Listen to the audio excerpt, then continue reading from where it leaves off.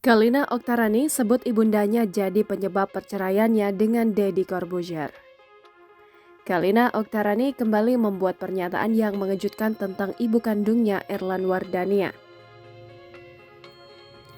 Kali ini, Kalina Oktarani mengatakan bahwa tabiat sang ibunda merupakan salah satu alasan perceraiannya dengan Deddy Corbuzier. Perempuan yang baru saja bercerai dengan Vicky Prasetyo ini menyebut Deddy Corbuzier adalah saksi yang dapat mematahkan argumen keliru ibunya terhadapnya. Lebih lanjut, Kalina mengatakan bahwa selama ini dia tetap membantu biaya pengobatan ibunya yang tengah sakit. Perempuan berusia 41 tahun itu menegaskan punya kuat perihal argumen yang menyebut dia menelantarkan ibu kandungnya saat sedang sakit. Sebelumnya, ibu kandung Kalina, Erlan Wardania, sempat buka suara. Dia mengaku bahwa hubungannya dengan Kalina Oktarani sedang tidak baik, dan itu sudah terjadi sejak lama.